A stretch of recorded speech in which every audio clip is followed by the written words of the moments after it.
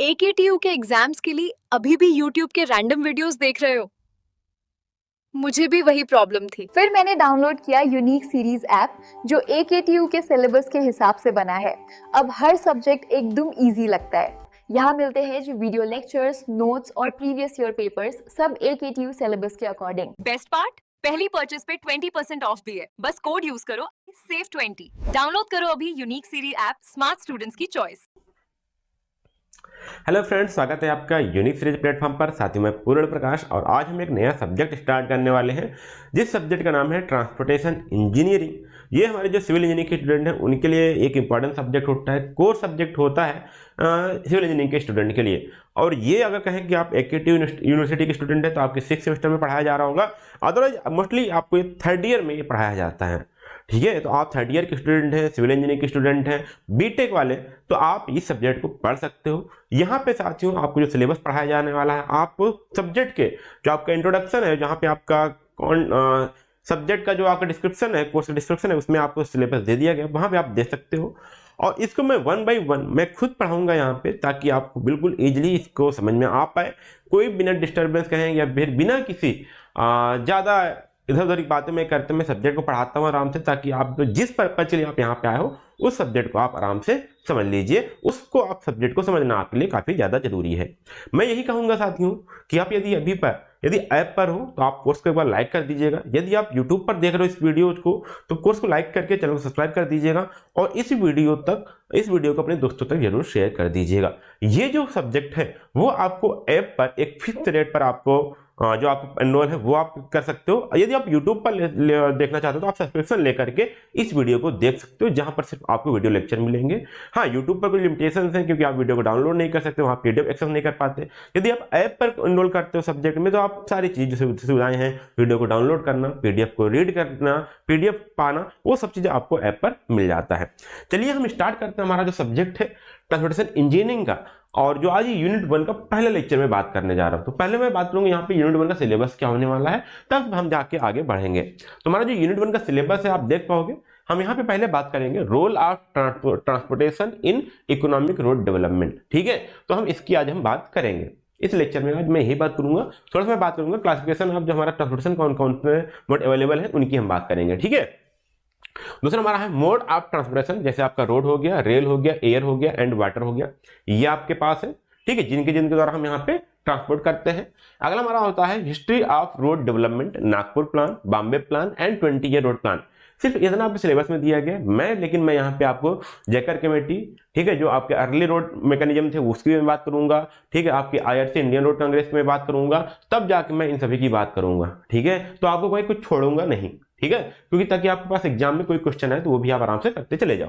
फिर अगला आपका यहाँ पे टॉपिक आता है आपका हाईवे अलाइनमेंट, जिसमें आपके फैक्टर्स है, सर्वेज है एंड रूट सिलेक्शन है। इसकी हम बात करते हैं, यूनिट 1 को हम फिनिश करेंगे, उसके बाद हम नए यूनिट की ओर बढ़ेंगे।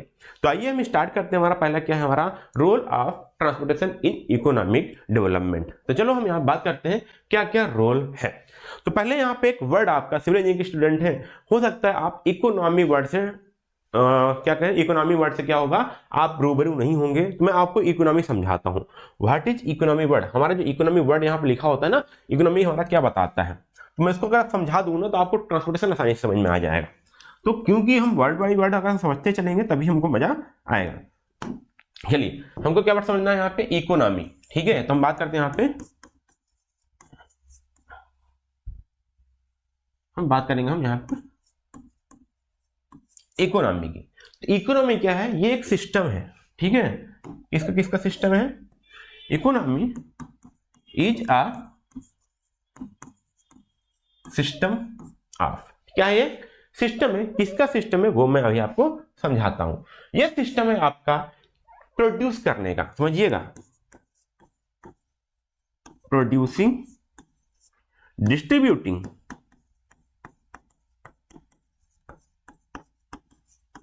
और साथ में आपका आता है कंज्यूमिंग।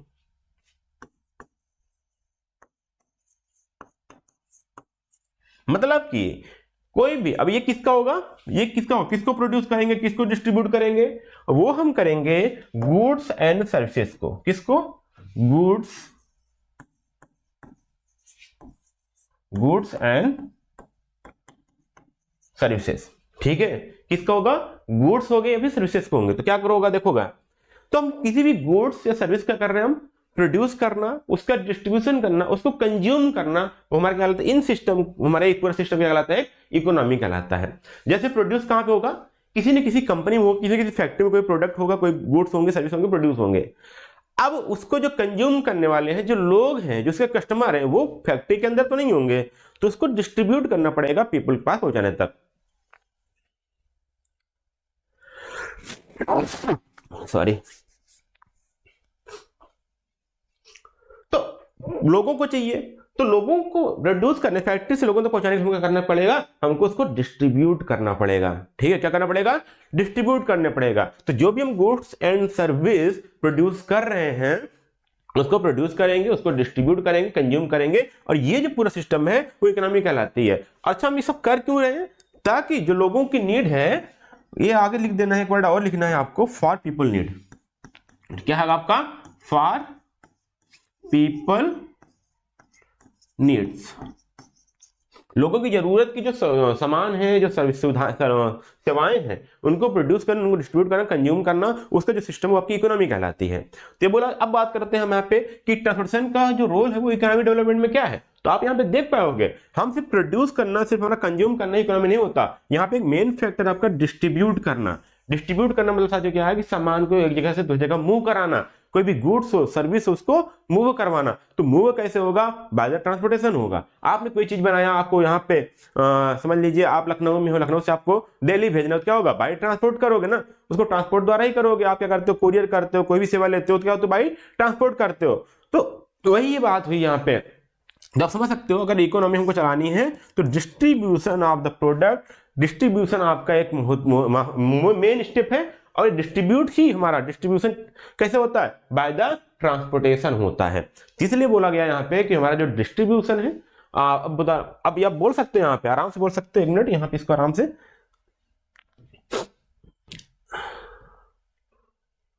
अब आप यहाँ पे बता पाओगे कि हमारा क्या रोल होता है इकोनॉमी में ट्रांसपोर्टेशन का। तो सिंपल सा आप बोल सकते हो आप कि जो हमारी इकोनॉमी होती है, इकोनॉमी हमारी जो ट्रांसपोर्टेशन होता है, वो इंटरडिपेंडेंस है। क्या है वो एक इंटरडिपेंडेंस है, एक दूसरे से मिला हुआ है।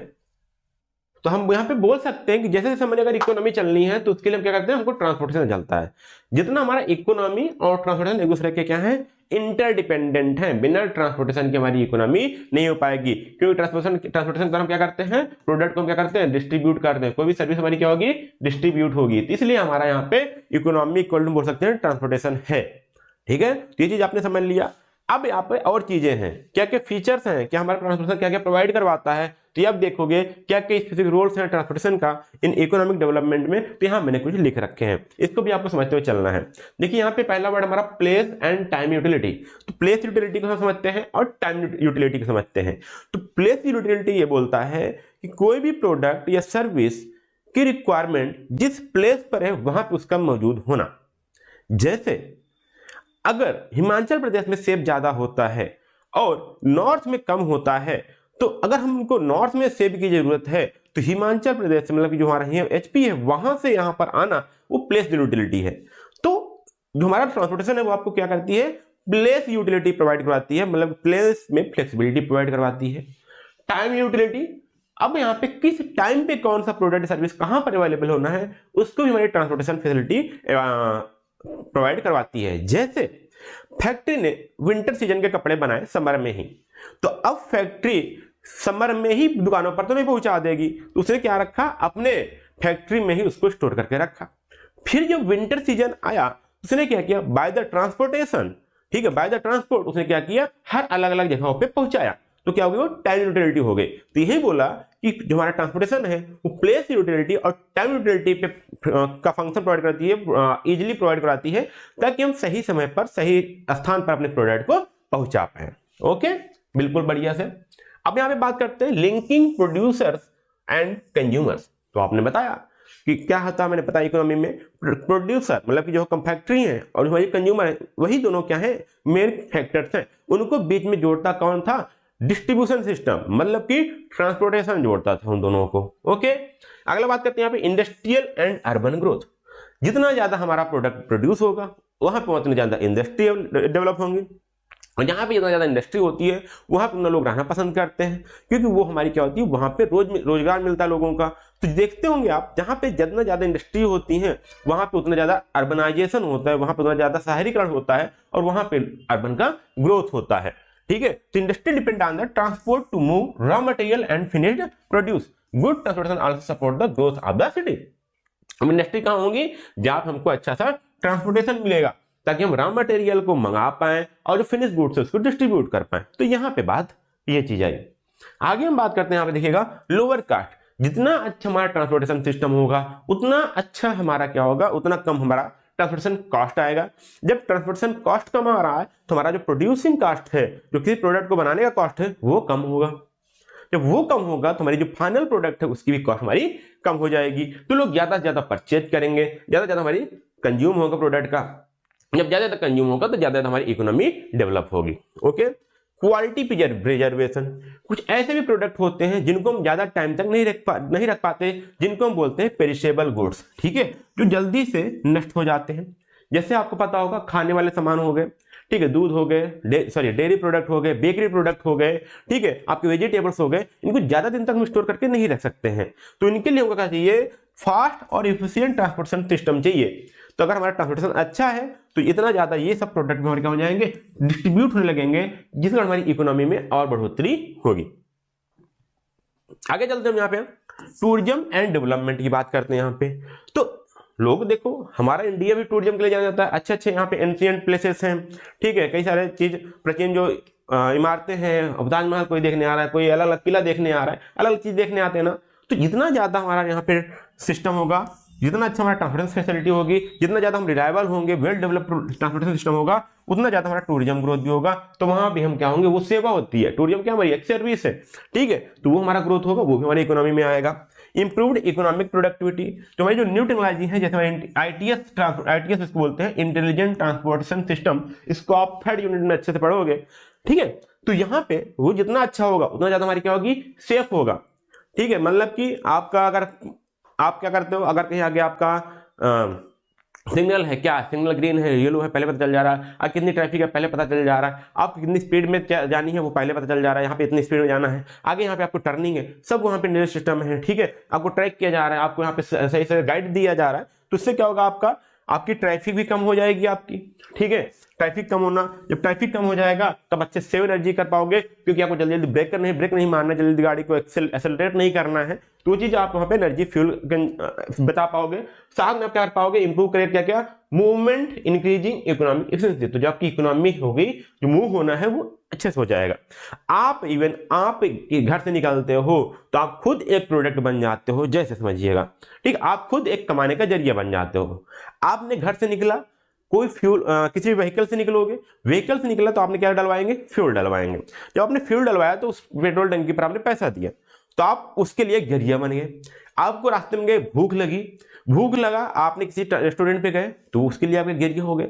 अच्छा पे कहीं पे आपने देखा कि कोई प्लेस घूमने लायक है, वहां गए, उसने टिकट लिया, तो आप देखो कितना इकोनॉमी को बढ़ा रहे हो। जहां जहां पे जा रहे हो आप पैसे खर्च कर रहे हो, वहां पे आप वहां पे सर्विस ले रहे हो, तो क्या हुआ, उनका बिजनेस हो रहा है, उनकी इकोनॉमी डेवलप हो रही है। मतलब कि आप भी एक साधन हो, आप जब खुद मूव करते हो तो आप भी एक इकोनॉमी में कंट्रीब्यूशन करते हो। ठीक है, इस प्रकार से आप आगे बढ़ते जाते हो। तो ये कुछ थे जो हमारे स्पेसिफिक रूल्स हैं किसके लिए, ट्रांसपोर्टेशन का इकोनॉमिक ग्रोथ में। ठीक है, अब यहाँ पे एक मोस्ट जो लाइन बताने जा रहा हूं वो आप समझिएगा, इससे आप थोड़ा सा और चीज समझोगे। ठीक है, देखो मैं बुक किस लैंग्वेज में बता रहा हूँ, चीजें समझा रहा हूँ, ऐसा नहीं है कि मैं कुछ भी लिख आके आप समझा दो। ये चीज आप समझो, आप किसी टीचर से पढ़ रहे हो, किसी एक अच्छे प्लेटफॉर्म से पढ़ रहे हो, तो ये चीज आपको समझनी चाहिए। देखो क्या बोला गया, जब आपका इंडिया का इकोनॉमी 3.5% से ग्रो हो रहा था, तो उस टाइम हमारा जो रोड ट्रांसपोर्टेशन था वो ग्रो हो रहा था 7% से। मतलब कि यदि हमारा रोड, तब हमारा मतलब समझिएगा, ये हमारा पास्ट की बात हो रही है। हमने एनालिसिस किया कि जब इंडिया की ग्रोथ 3.5% से हो रही थी इकोनॉमिक ग्रोथ, तो रोड का जो ग्रोथ था वो 7% था। चलो ठीक है, फिर उसके बाद हमने देखा कि अब जब हमारी इंडिया की, जब हमारी कंट्री की ग्रोथ 8.5% से हो रही है इकोनॉमिक ग्रोथ, तो हमारा जो रोड ट्रांसपोर्टेशन है वो 12 से 15% ग्रोथ कर रहा है। तो इतना समझ सकते हो, यहाँ पे देखो जस्ट डबल, जितना हमको इकोनॉमी चाहिए, जितनी ग्रोथ हमको जीडीपी चाहिए, उससे ज्यादा हमको रोड ट्रांसपोर्टेशन पे वर्क करना पड़ेगा, मतलब ट्रांसपोर्टेशन पे काम करना पड़ेगा, तब जाके हमारी इकोनॉमी ग्रो होगी। तो सेम चीज, यही चीज यहाँ पे फिर बोला गया, यहाँ देखिएगा फिर समझाया गया, एक लाइन लिखी गई यहाँ पे, इससे और क्लियर हो जाएगा। मतलब कि और एक देखिए बोला गया, it is often said that America did not build the road. ऐसा नहीं कहा जाता कि अमेरिका ने रोड बनाया है, नहीं, भी बोला जाता है कि रोड ने अमेरिका को बनाया है। बहुत लंबी बात है। अमेरिका ने रोड बनाया मतलब अमेरिका के पास बहुत ज्यादा पैसे थे, उसने रोड बना दिया, अब वो अमेरिका है? नहीं, उसने क्या किया, स्टार्टिंग पे रोड पे खर्च किया ताकि उसको ट्रांसपोर्टेशन अच्छे से अच्छा हो पाए, जो उसके फीचर से जल्दी से मूव हो पाए, प्रोडक्ट मूव हो पाए। अब जब मूव होने लगे तो उसके पास क्या होने लगे, उसकी economy distribution system, producing, distributing and consuming. तो उसने क्या किया, जो डिस्ट्रीब्यूटिंग वाला पार्ट था उस पे उसने ज्यादा खर्च किया, उसमें उसने क्या किया, इन्वेस्ट किया, तब वो आज अमेरिका है। तो बोला गया यही कि अमेरिका ने रोड को नहीं बनाया था, जबकि रोड ने अमेरिका को बनाया है। ठीक है, ये बात है। आप यहाँ ग्राफ देख सकते हो, यहाँ पे ट्रांसपोर्टेशन सिस्टम का, यहाँ पे इकोनॉमिक है। तो आप देख सकते हो यहाँ पे सिंपल दिख रहा है कि ट्रांसपोर्टेशन हमारा ज्यादा होगा। यदि हमारा ट्रांसपोर्टेशन का ग्रोथ ज्यादा होगा तो लगभग उसका हाफ हमारा इकोनॉमी की ग्रोथ होगी। तो आप देख रहे हो आजकल हमारे इंडिया कंट्री में भी रोड ज्यादा से ज्यादा डेवलप हो रहा है। ये किसी गवर्नमेंट की लेन देन नहीं है, ये अगर हमको देश को आगे बढ़ाना है तो हमको रोड पे इन्वेस्ट तो करना ही करना है। जितना हमारा ग्रोथ होगा हमारा ट्रांसपोर्टेशन पे, उतना उसका आधा हमारा इकोनॉमी पे ग्रोथ होगा। ठीक है, बाकी लोग चाहे जो बोल दें, कोई भी सरकार, कोई भी कुछ, कोई आएगा, ये सब तो करता ही करना ही पड़ेगा। यदि वो चाहता है कि हमारा कंट्री ग्रो करे तो ये चीज उसको करना ही करना होगा। तो आपने यहाँ पे समझ लिया कि हमारी इकोनॉमिक ग्रोथ क्या है और ये ट्रांसपोर्ट से कैसे लिंक है, किस प्रकार से हमारी आगे बढ़ती है। अब हम यहाँ पे बात करते हैं कौन कौन से मोड अवेलेबल हैं ट्रांसपोर्ट करने के लिए, सिंपल सी, ताकि अभी आपने इसमें कुछ आप नाम सुने भी होंगे। पहला हमारा यहाँ पे रोड एंड रोड ट्रांसपोर्ट। हम व्हीकल चलाते हैं, साइकिल चलाते हैं, कार चलाते हैं, बसेस चलाता है, ट्रक चलती है, कहाँ पे चलती है वो रोड पे चलती है, उसको बोलते हैं रोड ट्रांसपोर्ट। ओके, आगे हम बात करते हैं रेलवेज की। आपने रेलवे भी गया होगा, रेलवे भी कई टाइप्स की होती है, देखिएगा, सरफेस, ठीक है, हम सरफेस रेलवे होगी, अंडरग्राउंड जिसको हम टनल बोल सकते हैं, ठीक है, अंडरग्राउंड ट्यूब में हमारे पास ट्रेन चल रही है, इलेवेटेड जैसे आजकल मेट्रोज हैं या फिर जो हमारे ओवर पासेस पे चलती हैं ट्रेन, वो इलेवेटेड हो गई। मास रैपिड ट्रांसपोर्टेशन जिसको हम इंडिया में मेट्रो बोलते हैं, ये भी क्या है, रेलवे का ही फॉर्म है। अगला हमारा लाइट रेल ट्रांजिट जिसको बोलते हैं tram and other modern system, ये भी चलते हैं जहां पे छोटे छोटे लोग, कम लोग, जहां बिल्कुल कम होता है वहां पे इस टाइप की छोटी छोटी गाड़ियां चलती हैं जिसको ट्रैम बोलते हैं। तो हमारे क्या हो गए, रेलवेज हो गए। अगला हमारा हो गया एयर ट्रांसपोर्टेशन, हमारा हेलीकॉप्टर हो गया, एरोप्लेन हो गया, अदर हमारे जो एयरक्राफ्ट है वो हमारे एयर ट्रांसपोर्ट का सिस्टम है। तभी हमने क्या किया, 3 रोड ट्रांसपोर्टेशन, रेलवे, हमारा एयर। अगला तो हमारा वाटर ट्रांसपोर्ट, ठीक है, वाटर ट्रांसपोर्ट जैसे बाय द, इसमें क्या होता है, जो हमारा मीडियम होता है वो वाटर होता है, उसमें हम क्या करते हैं, बाय शिपिंग हम ट्रांसपोर्ट करते हैं। अधिकतर इसमें गुड्स ज्यादा प्रॉफिटेबल होता है। इसको जब आप नेक्स्ट सेमेस्टर में आप पढ़ोगे railway, airway and waterway engineering, तो आप पूरा समझोगे। यहाँ पे आप सिर्फ पढ़ोगे इस सेमेस्टर में आप सिर्फ रोड एंड रोड पढ़ोगे, रेलवे, एयरवे एंड वाटरवे आप अगले सेमेस्टर में पढ़ोगे। ठीक है, तो यहाँ पे आता है coastal shipping, international shipping and inland water transportation. Coastal shipping और इंटरनेशनल लगभग आपका ओशियन से रिलेटेड है। ठीक है, अब इनलैंड क्या होती है, विद इन द कंट्री जब हम किसी सामान को बाय द वाटर वे एक जगह से दूसरी जगह ट्रांसपोर्ट करते हैं तो हमारा क्या हो जाएगा, इनलैंड वाटर वे हो जाएगा, जिसमें बाय द रिवर हो जाता है। इसमें ओशियन का बहुत कम ही यूज करते हैं, यहाँ पे रिवर हो गया, लेक हो गए, इन सभी का यूज होता है। अगला तो हमारा पाइपलाइन। अब बोलोगे सर पाइपलाइन कहां से होता है, पाइपलाइन से कौन जाता है, तो पाइपलाइन से हमारे क्या होते हैं, गैसेस हो गए, क्रूड ऑयल हो गया, और आपका कुछ और मटेरियल हो गए, लिक्विड मटेरियल जो हम ट्रांसपोर्ट करते हैं हमारा किससे होता है, पाइपलाइन। तो इससे भी तो हम ट्रांसपोर्ट ही कर रहे हैं। हम लोग अधिकतर यहां तक आगे छोड़ देते हैं, लेकिन ये भी है, पाइपलाइन भी है।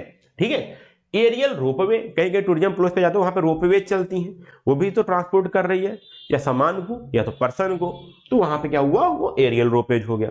अगला है combination of various mode such as container movement. ठीक है, अब यहां पे देखिएगा इन सभी का कॉम्बिनेशन भी हो सकता है। जैसे आपने किसी दूसरी कंट्री से कोई कंटेनर मंगाया तो कैसे आएगा, वाटर ट्रांसपोर्ट से आएगा या तो एयर ट्रांसपोर्ट से आएगा। ठीक है, क्योंकि बाई बीच में ओशियन आपका समुद्र है। अब वो आया, उसको जाना है किसी देश के किसी एक सिटी में। ठीक है, तो तो अब वहां से क्या होगा, अब वहां से वो रेलवे पकड़ेगा या फिर रोडवे पकड़ेगा। रेलवे पकड़ के वो नियरेस्ट रेलवे स्टेशन तक आया, लेकिन अभी वो सिटी में नहीं पहुंच पाया। तो अब जो फैक्ट्री में जाना है उसने क्या किया, रोड ट्रांसपोर्ट का यूज किया, जाके फैक्ट्री में सामान पहुंचा। तो इन सभी का कॉम्बिनेशन भी यूज हो सकता है। ऐसा नहीं है कि किसी भी सिर्फ एक ही ट्रांसपोर्ट का यूज करके सभी काम हो जाए, कभी कभी आपको सभी का कॉम्बिनेशन भी यूज करना पड़ सकता है। एक लास्ट में एक लिखा है कन्वेयर बेल्ट, ये विद इन द फैक्ट्री एक सामान को दूसरी जगह सामान पर पहुंचाने, मतलब एक यूनिट से दूसरे यूनिट पर पहुंचाने के लिए क्या होती है, बेल्ट चलती रहती है, उसमें सामान आता है और मूव कर जाता है आगे यूनिट की ओर, आगे जॉब पर। तो वहां पे इसको बोलते हैं हम कन्वेयर बेल्ट। तो ये हमारे पास जो अभी ट्रांसपोर्टेशन के मोड अवेलेबल हैं वो अभी है यहाँ पे। ओके, अब यहाँ पे एक चीज बात आती है, जब हमारे पास इतने मोड्स अवेलेबल हैं तो हम कैसे सिलेक्ट करेंगे हमारे लिए कौन सा बेस्ट है, कौन सा हमारे लिए बेस्ट है, हम कैसे चूज करें। तो यहाँ कुछ क्राइटेरिया है उसकी हम यहाँ पे बात करते हैं, कौन कौन सी क्राइटेरिया ऑफ चॉइसेस है। तो हम किस क्राइटेरिया पे हम चॉइस करते हैं, उनको ये वाला मोड हमको प्रेफर करना है। तो पहला हमारा क्या है, स्पीड है। ठीक है, पहला हमारा स्पीड है, दूसरा एडेक्वेसी है, मतलब स्पीड यहाँ पे आप बोल सकते हो टाइम। ठीक है, जितना ज्यादा स्पीड उतना कम हमारा टाइम लगेगा। तो हम टाइम ओरिएंटेड है, हमको टाइम कंसर्न है कि हमको कम से कम जल्दी सामान पहुंचाना, हम स्पीड पे ध्यान देंगे। एडेक्वेसी मतलब कितनी पर्याप्त मात्रा में वो साधन अवेलेबल है, ठीक है, कितनी ज्यादा अमाउंट में हम गुड्स को ट्रांसपोर्ट कर सकते हैं। फ्रीक्वेंसी, ठीक, कितना फ्रीक्वेंटली हम कितनी फ्रीक्वेंटली मतलब विद इन द टाइम में कितना बार हम आ जा सकते हैं। ठीक है, रेगुलरिटी, उसकी नियमित उसका शेड्यूल्स क्या क्या है, कौन ज्यादा सेफ है, उसका environmental effect, responsibility, cost, fuel efficiency and employment generation and comfort, ये सारी चीज हमारे पास क्राइटेरिया हैं जिस पे हम डिपेंड करते हैं। तो आइए हम एक एक करके हम इसकी बात करते हैं और चीजें हम समझते हैं। तो हम अगर हम स्पीड की बात करें पहला, ठीक है, तो हमारे पास बहुत अलग अलग टाइप के हमारे पास क्या है, अलग अलग टाइप के हमारे पास मोड्स ऑफ ट्रांसपोर्टेशन है। तो किसका क्या स्पीड है वो हम यहाँ पे बात करते हैं और समझते हैं। तो अगर देखिए हम अगर रेलवे की बात करें, किसकी बात करें हम यहाँ पे, रेलवे की बात करें, दिख रहा है, आई थिंक दिख तो रहा ना चाहिए, चलिए हम बदल देते हैं थोड़ा सा कलर। ठीक है, हम बात करते हैं यहाँ पे रेलवे की। ठीक है, अगर हम रेलवे की बात करें तो इसकी स्पीड क्या है, लगभग हमारे इंडिया में 50 किलोमीटर पर आवर से लेकर के 120 किलोमीटर पर आवर तक की है। ठीक है, आप पढ़ेंगे आगे चल के, ब्रॉड गेज पढ़ेंगे, चलते हैं बड़ी पटरी जिसको बोलते हैं, बड़ी लाइन पर की पटरी, वहां पे लगभग 50 से 120 तक हमारे पास क्या है, रेंज है, इन टाइप्स की ट्रेन है, इस रफ्तार से भर जाएंगी। ठीक है, लगभग आजकल तो हमारे पास बुलेट ट्रेन भी अवेलेबल है, हाई स्पीड ट्रेन भी है, जिनकी स्पीड लगभग 250 किलोमीटर पर आवर तक भी है। ठीक है, यदि हम स्पीड ओरिएंटेड है, यदि हमको इस स्पीड से काम चल जा रहा है तो इसको प्रेफर करेंगे। ठीक है, अगला हमारा आता है रोड ट्रांसपोर्टेशन। तो उसमें अलग अलग मीडियम है, जैसे हमारे पास कार्स हैं तो 30 to 120 किलोमीटर पर आवर चलती हैं। ठीक है, बसेस एंड ट्रक्स है तो 20 to 80 किलोमीटर पर आवर के हिसाब से चल रही हैं। टू व्हीलर्स हमारे पास 25 से 60 है, ऑटो रिक्शा से 15 से 30 है। ठीक है, 15 से 30 है, और साइकिल हमारे पास 8 से 15 है। तो हमको कौन सा कितना टाइम चाहिए, कितना टाइम से कितना हमको जल्दी पहुंचना है, कितना हमको देर में पहुंचना है, अपने मोड्स के हिसाब से, अपने कॉस्ट के हिसाब से हम इसमें से चूज कर सकते हैं। अगर हम यहाँ पे स्पीड की बात करें तो हमारे पास स्पीड दे रखी हुई है। ठीक है, अगर वहीं हम एयर ट्रांसपोर्ट की बात करें, हमारे पास कैनकोर्ड्स है जिनकी स्पीड हमारे पास देखिएगा 2250 किलोमीटर पर आवर है, 2250 किलोमीटर पर आवर, देख रहे हो कितनी स्पीड है। ठीक है, वहीं हमारे पास बोइंग 447 है, या एयरबस जिसको बोलते हैं, 1000 किलोमीटर पर आवर रफ्तार से है। ठीक है, बोइंग 707 है, 950 किलोमीटर पर आवर रफ्तार से है। प्रोपेलर एयरक्राफ्ट है, सबकी स्पीड देखो, हेलीकॉप्टर 200 से 300 किलोमीटर है। तो हमको किस स्पीड से जाना है उस हिसाब से हम यहाँ पे अपना मोड या अपना व्हीकल यहाँ पे सिलेक्ट कर सकते हैं। अगर हमको वाटर ट्रांसपोर्ट की बात करें तो यहाँ देखिएगा जो ओपन लाइनर्स है वो हमारे पास 35 से 55 की है, कोस्टल शिप्स है 15 से 35, बॉर्गेज है यहाँ पे 10 से 25, पाइपलाइन है जिसको मैंने बताया अधिकतर वाटर या फ्यूल या क्रूड ऑयल के लिए यूज होता है, ठीक, तो 5 से 10 किलोमीटर पर आवर की रफ्तार से, रोपवेज है 5 से 10 है। तो इनमें से हम किसका भी यूज कर सकते हैं एज पर आवर चॉइस कि हम स्पीड क्या सिलेक्ट करना चाहते हैं। ठीक है, तो ये सब चीजें हैं। हमको स्पीड चाहिए तो हमारे पास स्पीड से किसकी रफ्तार से जाना वो देख लेंगे। आगे हम बात करते हैं एडेक्वेसी। तो एडेक्वेसी क्या बात करती है यहाँ पे, देखिएगा समझिएगा, adequacy is the capacity of mode transport people and goods. तो कितने अमाउंट में, समझिएगा फिर से, कितने अमाउंट में, उसकी कैपेसिटी क्या है कि लोग या गुड्स को क्या करना, ट्रांसपोर्ट करवाना, कितनी उसकी कैपेसिटी है वो हमारी कहलाती है adequacy. The capacity of the railway system is governed by the number of trains that can be handled per day. तो रेलवे की बात करें तो उसमें अलग अलग टाइप के क्या होते हैं, कितने, बहुत सारी ज्यादा ट्रेन है तो एक दिन में कितनी कैपेसिटी हैंडल कर पा रही है, कितने नंबर ऑफ ट्रेन हैंडल कर पा रही है, वो हम बात करते हैं। सॉरी, खासकर ट्रेन की अगर कैपेसिटी की बात करें तो हम ये देखते हैं कि हम कितनी नंबर ऑफ ट्रेन ऑपरेट कर पा रहे हैं पर डे, तो हमारी कैपेसिटी होती है। चलिए देखिए, अगर बात करें हम कैपेसिटी ऑफ रेलवे ट्रेन की हम बात करें तो बात है हमारे पास सिंगल ट्रैक हमारे पास है, तो उसकी कैपेसिटी क्या होती है, वो दिन भर में 20 से 30 ट्रेन पर डे वो हमारी हैंडल कर सकती है, एक ट्रैक। अगर वहीं पे डबल ट्रैक है विथ मैनुअल ट्रैक कंट्रोल, मतलब कि वो ऑटोमेटिक नहीं है, मैनुअल है, वहां पे पर्सन उसको ट्रैक कंट्रोल कर रहा है, तो उसकी जो कैपेसिटी वो क्या है 60 से 80 ट्रेन पर डे है। ठीक है, double track with centralize track control, मतलब कोई सिस्टम है, कोई ऑटोमेटिक बोल सकते हो या कोई बाय द इलेक्ट्रिक, ठीक है, उसकी हम बात करें तो यहाँ पे 160 से 200 ट्रेन पर डे हम कंट्रोल कर सकते हैं, उसकी कैपेसिटी बात की गई। तो यहाँ पे जब हम ट्रेन की बात करते हैं तो हम ये बात करते हैं कि हम एक दिन में कितने ट्रेन हैंडल कर पा रहे हैं, उसके हिसाब से यहाँ पे हम बात करते हैं। अब यहाँ पे आगे भी अलग अलग चीजें हैं, देखिए यहाँ पे रोड की बात करें, ठीक है, कैपेसिटी ऑफ रोड, उसके आगे पहले मैं शायद यहीं पे है, अभी ट्रेन में बात करें तो उसके बाद उधर जाएंगे। देखिए इंडिया हमारे पास क्या है, सुपर फास्ट ट्रेन भी अवेलेबल है। क्या अवेलेबल है, सुपर फास्ट ट्रेन। तो यहाँ पे देखिए 20 कोचेज, ठीक है, और लगभग इसमें से 1500 पैसेंजर यहाँ पे मूव कर पाते हैं।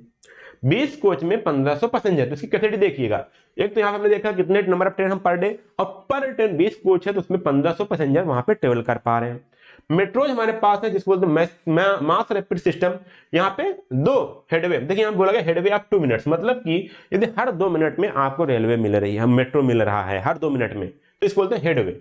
मतलब कि यदि एक गाड़ी पहुंची, ठीक है, एक ट्रेन ये है और एक मेट्रो ये है, तो इसके बीच की जो डिस्टेंस है वो 2 मिनट की है। ठीक है, अगर ये प्लेटफॉर्म में स्टेशन है, ठीक है, ये गई 2 मिनट बाद अगली गाड़ी आ जाए तो उसका हेडवे क्या है 2 मिनट, तो वो लगभग 60,000 पर्सन पर आवर पर डायरेक्शन यहाँ पे वो ट्रेवल कर सकते हैं लोग, मतलब 60,000 पर्सन, काफी ज्यादा होता है ना, एक घंटे में 60,000 लोगों का मूव करना काफी ज्यादा मैसिव है। ठीक है, in modern light rail transit capacity up to the 20,000 person per hour direction is possible. और आज के टाइम में जो अगर लाइट रेल ट्रांजिट मतलब अगर हम हल्का यातायात की बात करें तो उसकी कैपेसिटी क्या है 20,000 पर्सन, 20,000 पर्सन पर आवर पर डायरेक्शन, एक डायरेक्शन में एक घंटे में 20,000 लोग मूव कर पा रहे हैं। Goods train in India can hall 50 to 60 wagon. हमारी बात करते हैं मालगाड़ी, तो मालगाड़ी में जो वहां पर वैगन लगे होते हैं उसमें क्या हो सकती है 50 से 60 वैगन लगे हैं, और हर एक वैगन का लगभग पेलोड कितना होता है 50 से 80 टन होता है। तो एक वैगन कितना ले पा रहा है 50 से 80 टन। तो अगर हम 50 से 60 वैगन, जो भी वैगन होगा, मान लीजिए 50 टन एक वैगन में आ रहा है, 50 यहाँ पे क्या है वैगन लगे कितने 2500 टन, इतना हमारे पास एक बार में हमारे जो गुड्स है वो मूव कर पा रहे हैं। तो ये हमारे पास क्या है कैपेसिटी है, एडिक्वेसी है, कैपेसिटी है, कितनी पर्याप्त मात्रा में है, उसकी कितना क्षमता है वो हम यहाँ पे बात कर पा रहे हैं। तो कभी कभी यदि आपको एडिक्वेसी नहीं आया तो उसको यहाँ उठा के कैपेसिटी भी कर सकते हो हेडिंग में। ठीक है, ये चीज समझिएगा। हम बात करते हैं कैपेसिटी ऑफ रोड क्या है। हमारे पास सिंगल लेन है, ठीक है, जिसकी रोड की विड्थ जो हमारी पास सड़क की लेंथ होती है, चौड़ाई 3.25 मीटर तक है, 3.75। तो इसके हमारे पास जो कैपेसिटी है 2000 passenger car unit per day. ठीक है, क्या होती है पैसेंजर कार यूनिट। इंटरमीडिएट लेन है 5.5 मीटर की, तो उसमें 6,000 पीसीयू पर डे है। 2 लेन की 7 मीटर की है, यहाँ 15,000 से 17,500 तक ही है। और 4 लेन है और डिवाइडेड है, बीच में वहां पे डिवाइडर लगा हुआ है, तो उसकी कैपेसिटी और बढ़ जाती है 35,000 से लेकर 40,000 PCU passenger car unit per day. ठीक है, ये चीज हमारे पास इतनी कैपेसिटी ऑफ रोड है। तो अब आपको किस कैपेसिटी का, आपको कितने अमाउंट में जरूरत है, कितने आपकी जो मतलब कितने अमाउंट में आपके पास सामान है, लगेज है, पैसेंजर है, किसको मूव कराना, उसके हिसाब से यहाँ पे आप चॉइस कर सकते हो। अगर हम यहाँ पे बात करें बार्जेज या शिप्स के बारे में, जो हमारे पास वाटर ट्रांसपोर्टेशन की कैपेसिटी है वो क्या है, वो हम बात करते हैं। हम देखिए लिखा गया स्मॉल बार्ज IWT मतलब कि इनलैंड वाटर ट्रांसपोर्ट। इनलैंड मतलब साथियों विद इन द कंट्री हम क्या कर रहे हैं, ट्रांसपोर्ट कर रहे हैं बाय द वाटर। तो अगर हमारे पास स्मॉल बार्जेज है तो हम यहाँ पे 100 से 400 टन तक हम सामान क्या कर सकते हैं, ट्रांसपोर्ट कर सकते हैं। अगर हमारे पास लार्ज बैराज है IWT है, वहां पे 1000 से 2000 टन तक हम क्या कर सकते हैं, इसको वाटर को ट्रांसपोर्ट कर सकते हैं। वहीं पर हमारे पास कोस्टल शिप्स है, कोस्टल मतलब साथियों कि जो हमारे पास कोस्टल एरियाज है वहां पर हमारे जो शिप्स कर रहे हैं उनकी जो कैपेसिटी हमारी हो सकती है वो 3000 से 20,000 टन हो सकती है। और इनको हम बोलते हैं यहाँ पे डेड वेट टॉनेज, जिसको बोलते हैं DWT। तो डेड वेट, ठीक है, वहां पे पर्सन नहीं बात कर, जो डेड वेट है, जितना हम सामान हमारा जो कंटेनर होता है उसमें की बात करते हैं यहाँ पे, तो उसकी देखिए कितना हो गया 3000 से 20,000 टन की हम वहां पे कैपेसिटी है। अभी हमने क्या बताया था, बाय द रेल हम कितने लिया था 50 टन लिया था पर वैगन। और अगर हम 50 वैगन होती तो हमारे पास कितना था 25 100 आता, लेकिन यहाँ देखिएगा 20,000 ऐसे ही है, ठीक है। इतना हमारे पास टन हम मूव करवा पा रहे हैं। ओशियन लाइनर्स मतलब जो हमारा विद इन द फॉरेन, मतलब कि एक कंट्री से दूसरी कंट्री के बीच जब हम ट्रेड करते हैं और जो बाई ओशियन हमारे पास सामान आता है उसकी हम बात करें, जैसे क्रूड ऑयल हो गया, क्रूड ऑयल कैपेसिटी कितनी हमारे पास 1,50,000 DWT फॉर बर्थ है और 3 लाख DWT है फॉर सिंगल पॉइंट मूविंग है, ठीक है। इतना नंबर, इतना टन हमारे पास क्या आता है, आ सकता है, ठीक है। ड्राई बल्क हो गया हमारे पास, तो देखिएगा 1.5 लाख है हमारा DWT। कंटेनर की बात करें हमारा फीडर वेसल्स है, तो हमारे पास 600 है 20 फीट इक्विवेलेंट यूनिट, TU इसके यूनिट्स हैं, उसको मेजर करना होता है, ठीक है। मेन लाइन वेसल्स है तो हमारे पास क्या है, हमारे पास 2000 से 3000 हमारा TEU है, मतलब 20 फीट इक्विवेलेंट यूनिट है, ठीक है। इस वजह से हमारे पास यूनिट्स है, इसको भी आपको ज्यादा याद भी नहीं करने हैं, सिंपल सा आप इसको याद ऐसे ध्यान दीजिएगा, ठीक है। बस मतलब कहते हैं हमारे पास कैपेसिटी थी, ठीक है। अब हम बात करते हैं फ्रीक्वेंसी एंड रेगुलरिटी, ठीक है। फ्रीक्वेंसी एंड रेगुलरिटी यहाँ देख सकते हो, most mode transport run at frequent and regular interval which very convenient for the user. तो हम चाहे रोड के लिए, चाहे रोड में चाहे आप बस लो, चाहे ट्रक लो, चाहे कंटेनर लो, ठीक है, चाहे आप अलग टाइप के लो, सब आपके पास फ्रिक्वेंटली है। चाहे रेल की बात करो, रेलवे भी आजकल हमेशा बराबर ट्रेन मिलती रहती है, चाहे जहां भी आपको जाना हो, ठीक है।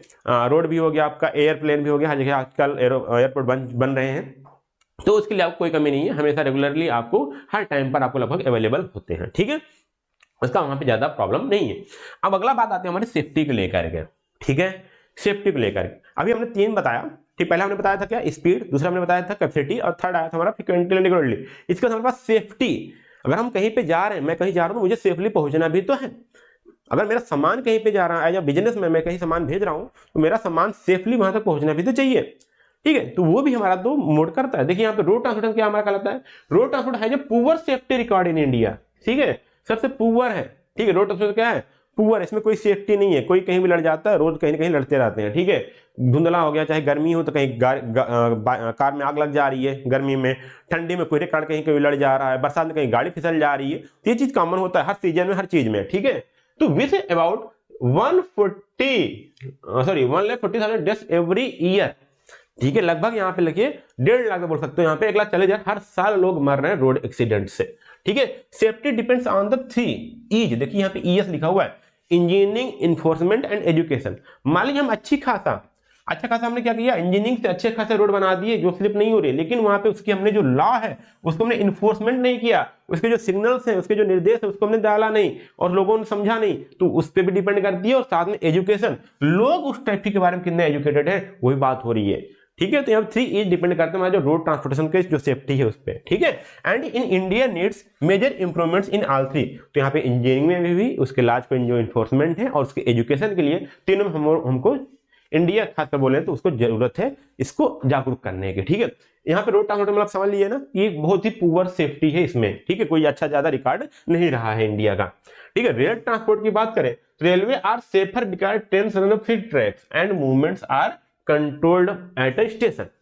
ये बोला गया क्योंकि जो हमारे पास ट्रेन है वो हमारे पास ट्रैक पे चलती हैं, एक फिक्स रूट है जो थोड़ा सा वो सेफर है, बहुत सेफ नहीं है लेकिन सेफर है एज पर द रोड, क्योंकि उसको हम कंट्रोल भी करते हैं, जगह जगह हम स्टेशन पर रोकते रहते हैं, उसको कंट्रोल करके चलाते हैं, इसलिए थोड़ा सा सेफ है, ठीक है। However unmanned level crossing are dangerous, कहीं कहीं देखिएगा क्रॉसिंग होती है, ठीक है, कोई ट्रेन क्या है किसी रोड को क्रॉस कर रही, वहां पे कोई गार्ड नहीं लगा, कोई वहां बैरियर नहीं लगा हुआ है और कोई वहां फाटक नहीं बना हुआ, तो क्या होता है वहां पे एक्सीडेंट होने के चांसेस बढ़ जाते हैं, ठीक है। When rail accident occur the number of deaths is usually high, तो अगर कोई भी अगर ट्रेन एक्सीडेंट, रेल एक्सीडेंट होता है तो वहां पे काफी ज्यादा में एक्सीडेंट होता है। आप भाई कार जा रहे हो, एक कार में 4 लोगों का एक्सीडेंट हुआ, 2 कार लड़ी, 5-6 लोग इंजर हुए, घायल हुए, बस।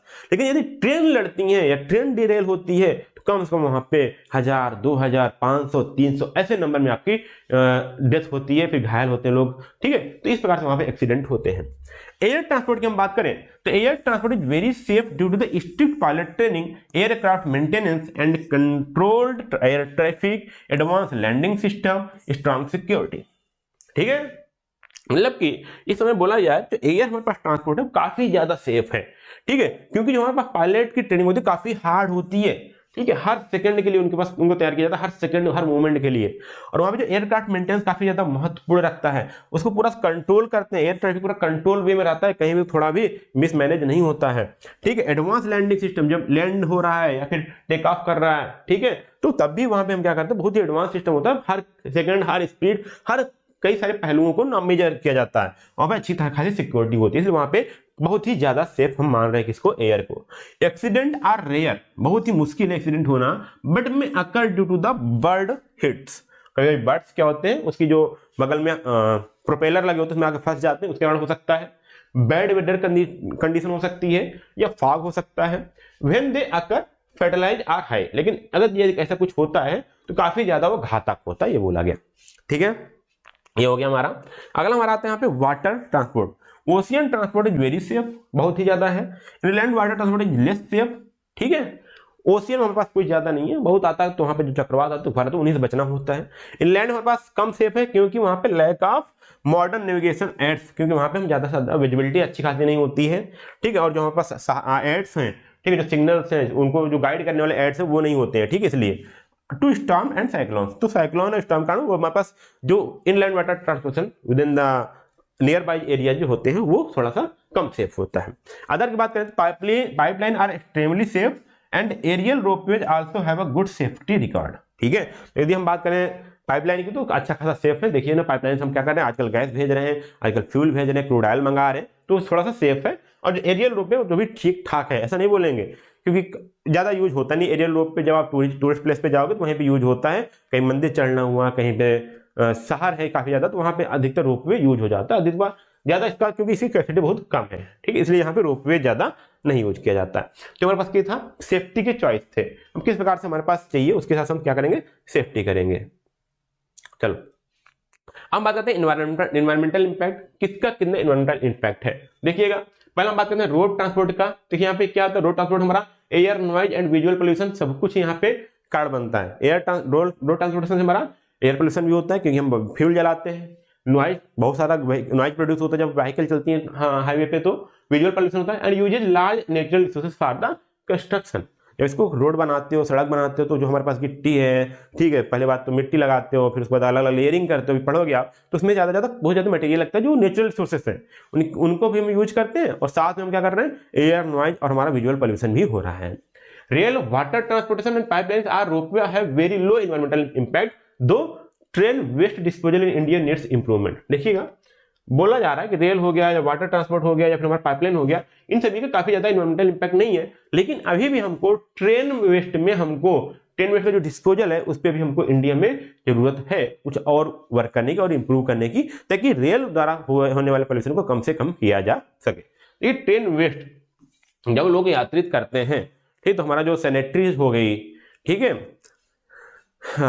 वो चीज है, टॉयलेट बाथरूम जो भी रहते हैं वहां से जो वेस्ट निकलता है, लोग बोतल फेंकते हैं, कहीं पॉलिथीन फेंका जा रहा है, उस वेस्ट को निपटारा करना काफी ज्यादा मुश्किल है, उसमें कुछ थोड़ा सा इंप्रूवमेंट की जरूरत चाहिए भी हमको।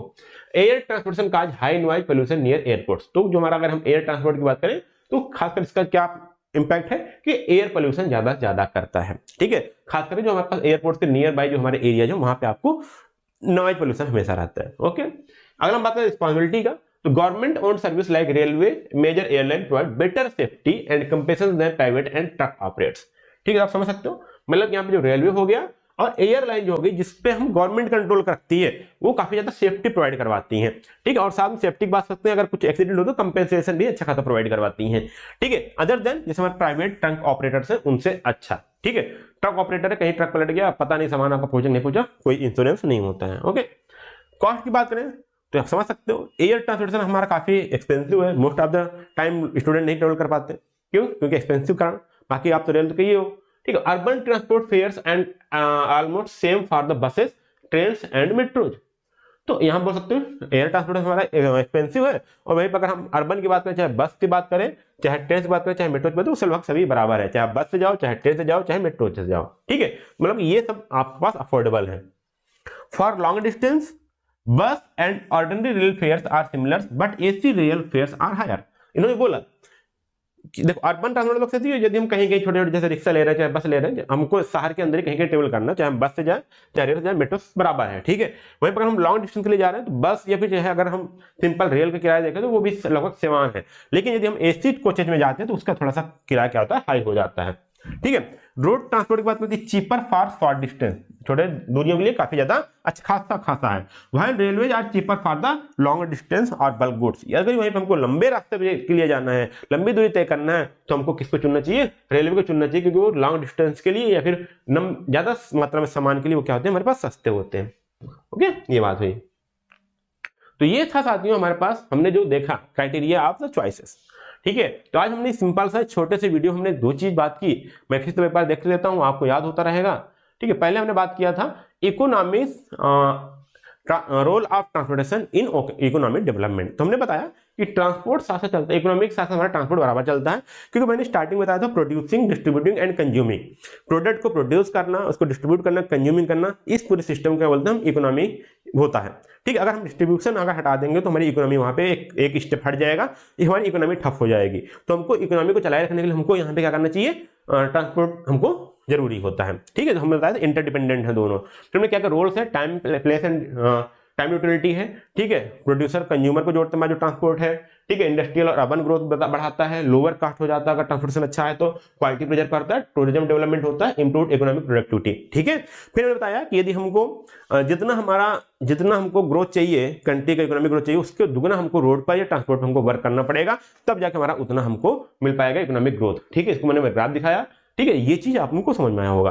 फिर मैं बताया कौन कौन से मोड्स अवेलेबल है, रोड ट्रांसपोर्ट है, रेलवेज में हमारे पास सरफेस है, ठीक है, अंडरग्राउंड है, एलिवेटेड है, मास रैपिड ट्रांसपोर्टेशन है, लाइट रेल है, एयर ट्रांसपोर्ट है, वाटर ट्रांसपोर्ट है, coastal shipping, international shipping, inland water transport, pipeline, aerial ropeways, conveyor belt, ठीक है। सभी चीज आपके यहाँ पे मोड्स अवेलेबल है। फिर मैं बताया क्या क्या क्राइटेरिया है इसको चॉइस करने का, ठीक है। ये क्वेश्चन आपके देखिए सिलेबस में नहीं दिया था, लेकिन मैंने डाला हूं क्योंकि आप एज इंजीनियर आपको पता होना चाहिए, ठीक है। बुक में भी नहीं होंगे, और जो मैं बुक प्रीफर करूं मैं अगले लेक्चर में बता दूं कौन सा बुक प्रीफर कर रहा हूं, ताकि आप भी अगर चाहो तो पढ़ सकते हो, ठीक है। स्पीड हो गया, ठीक है, या स्पीड या टाइम हो सकता है, adequacy, capacity, frequency, regularity, safety, environmental, solidity, cost, fuel efficiency, employment generation and comfort की बात करते हैं, ठीक है।